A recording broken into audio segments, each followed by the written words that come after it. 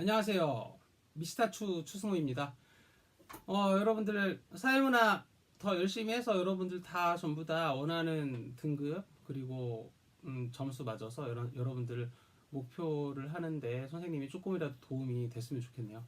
선생님이 이제 퇴근해서 지금 동영상 촬영을 하고 있는데 선생님이 그동안은 칠판 이 판서 뭐 이렇게 쓰면서 했는데 좀 딱딱하고 좀 귀에도 잘 안 들어오고 그런 것 같아서 선생님 그 두 개를 번갈아 가면서 그러니까 칠판에 쓰는 것도 하고 이렇게 자연스럽게 옆집 형이 또 오빠가 이야기하듯이 이렇게 재미있게 사회문화를 뭐 이야기 들려주듯이 하는 거를 자주 이제 하려고 합니다. 쉽게 쉽게 이제 자주 찍을 거예요. 이렇게. 그래서 오늘 이제 한번 해보는 거고 앞으로 계속 자주 올려서 여러분들한테 도움이 많이 될 수 있도록 하겠습니다. 그 오늘 제가 이야기하려고 하고 싶은 거는 복지 이념의 발달 과정에 대해서 한번 이야기해 볼까 합니다. 복지 일을 많이 할 것인가 좋게 할 것인가 이거는 늘 뜨거운 감자였죠. 그래서 예전에는 복지를 안 했던 시기도 있었고 그 다음에 많이 했었던 시기도 있었고 그리고 다시 또 안 하다가 또 뭐 했다가 이렇게 하고 또 오늘날에도 이제 많은 정치인들이 복지를 많이 하는 게 좋은 것인가 안 하는 게 좋은 것인가 논란이 많이 되잖아요. 이제 그런 것들을 여러분들 한번 이야기 한번 해볼까 합니다. 어떻게 바뀌었는지 그런 것들 역사적으로. 그래서 자유방임주의 시대는 이제 17세기에서 18세기의 이제 근대라고 할 수가 있는데 이때 대표적인 유명한 경제학자가 애덤 스미스입니다. 애덤 스미스는 이렇게 이야기를 하죠. 개인적인 이기심에 의해서 사람들이 장사도 하고 돈을 벌려고 하는 경제활동을 하는데 이것이 사회를 돌아가게 하고 국가가 개입을 안 해도 잘 돌아가게 된다는 거야. 그래서 이것을 이제 조절하는 역할이 이제 가격이라고 하는 건데 사람들이 물건을 비싸게 팔면 사람들이 안 살 거고 또 싸게 팔면 그 사람 장사하는 사람이 이익이 안 남을 테니까 이 가격으로 저절로 이제 시장 경제가 돌아간다. 이것을 보이지 않는 손이라고 했죠. 따라서 국가는 이 그 국민의 경제 활동에 개입을 최소화해야 된다라고 주장을 합니다. 그래서 이제 소극적 국가, 야경 국가를 시작을 하고요. 야경 국가는 이제 범죄만 예방하고 범죄 뭐 치안 유지 이런 것만 해야 된다라고 이야기를 합니다.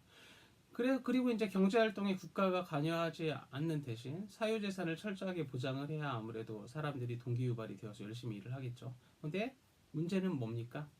빈부격차가 일어난다는 거죠. 빈부격차.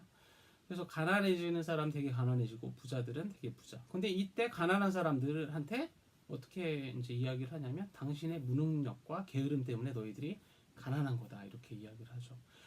이 당시에 이제 복지라기보다는 이제 부자들이 가난한 사람들을 봤을 때 도와주는 그런 뭐 자선 이런 건 있었다라는 겁니다. 그래서 이제 가난해지면 부자들이 일부 도와주기도 했다. 그리고 이제 엘리자베스 이제 구빈법이라는 게 이제 등장을 했는데 엘리자베스 여왕이 원래 그 노동자들이나 이런 사람들이 많고 가난한 사람들이 많으면 통치하기가 힘들잖아요. 그래서 그 사람들을 모아서 이제 뭐 교육도 시키고 그럴 목적으로 이제 그 구빈법을 만들어서 이렇게 실시를 하는데 이것을 많은 사람들이 사회복지의 뭐 시발점이다, 출발이다라고 이야기를 하고 있죠. 그래서 이 당시에 이 자유방임주의 시대의 복지는 우리는 그걸 가지고 시혜적 복지다라고 이야기를 하고 있습니다.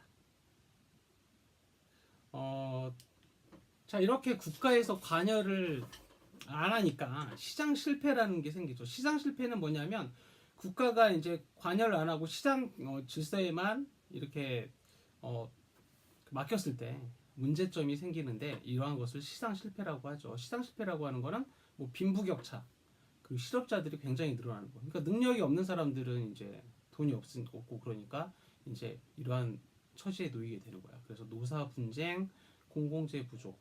공공재라고 하는 건 여러분들 그 뭐 다리, 도로, 항만 이렇게 국가에서 이렇게 만들어 줘야 되는 그런 물건들이거든. 그러한 것들이거든. 재화거든.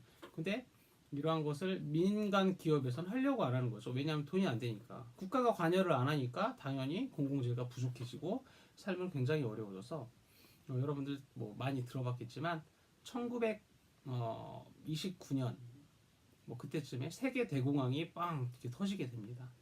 그래서 뭐 그때 굉장히 경제가 어려워지게 되는데 이때부터 이제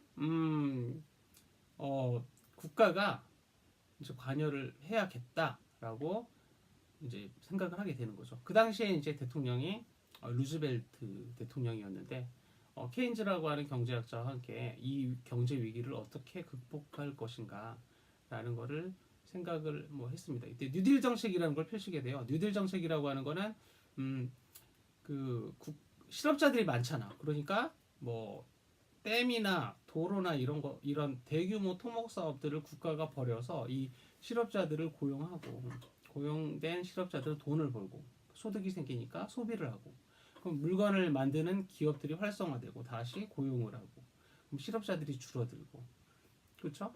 그래서 그 뉴딜 정책을 통해서 도로를 이렇게 놓으면은 그 돈을 번 실업자들 그러니까 뭐 이제 구직을 한 사람들이 자동차를 사서 그 도로 위를 달리고 그렇게 하다 보니까 경제가 살아난 거죠.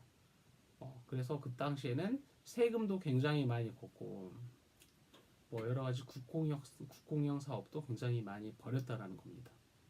그래서 이 당시의 구호가 최소한의 인간다운 삶을 모든 국민에게 보장해 줘야 된다. 국가의 의무다. 그것이 바로 이것을 베버리지 보고서에 기록을 하게 되고 이 당시의 구호는 뭐 부자에게는 세금을 서민에게는 복지를 이렇게 주장을 하게 되죠. 그리고 이제 빈곤에 대한 국가와 사회의 책임을 인정하게 됩니다. 이제 그래서 이제 경제가 멋있게 살아난다 싶었는데 이제는 이제 뭐가 나타나냐면 정부 실패라고 하는 게 나타나게 됩니다. 그래서 복지 국가의 이제 위기가 들어오는데 그러니까 국가가 너무 국민의 삶에 관여를 하다 보니까 또 다시 경제가 어려워졌다는 거야. 그래서 1970년대 말에 석유파동이라는 것이 생깁니다. 석유파동이 이제 생겼는데 그 당시에 그 석유값이 폭등하고 뭐 그런 원인이었겠지만 뭐 그 이면에는 복지병 때문에 경제가 어려워졌다. 그래서 복지병이라고 하는 건 뭐냐면 복지를 잘해주면 사람들이 복지에 의존해서 근로의욕을 상실하는 걸 말해. 그래서 이제 그리고 또 이제 복지를 많이 하다 보면 복지라고 하는 게 그 정치인들의 호주머니에서 나가는 돈이 아니라 국민들의 다 세금이잖아. 그러니까 세금을 많이 되게 되면 아무래도 일을 하기 근로 의욕이 떨어진단 말이야. 내가 어차피 일을 해봤자 세금으로 다 내야 되니까 그런 거 이윤 동기가 감소하고 그러다 보니까 나라의 삶이 굉장히 힘들어지면서 그 나라가 경제가 굉장히 어려워졌다. 이것이 바로 복지 국가의 위기라고 볼 수가 있겠죠. 그래서 이러한 복지국가의 위기가 이제 오니까 다시 옛날처럼 돌아가자. 근대로 그 엘리자베스 뭐 그때로 다시 돌아가자는 거죠. 그래서 20세기 후반에 다시 신자유주의가 나타나. 보수 정권에서 신자유주의를 좋아하죠. 그래서 우리나라에서는 이명박 대통령하고 박근혜 대통령이 신자유주의 쪽이었다. 원래 보수가 국가의 개입을 최소로 하는 거잖아.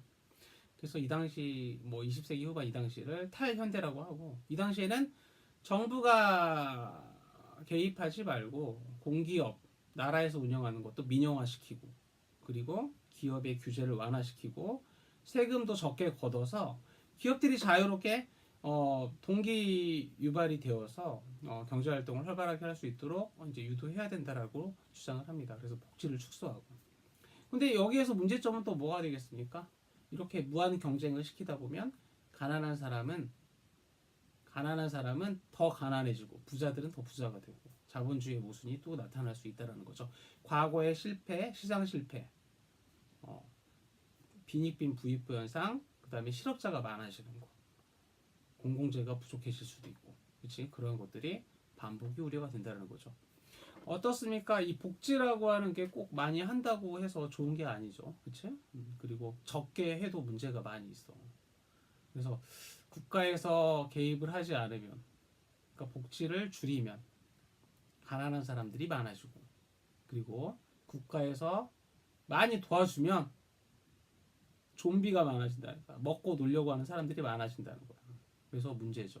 그래서 이것을 적절하게 배합해서 잘 이렇게 그 좋은 정책을 만드는 게 좋은데 이 좋은 정책을 앤서니 기든스라는 사람이 제3의 길이라는 이야기를 하면서 대안을 제시를 합니다.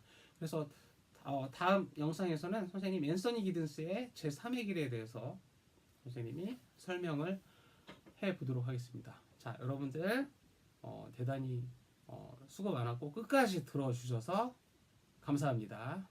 자, 안녕.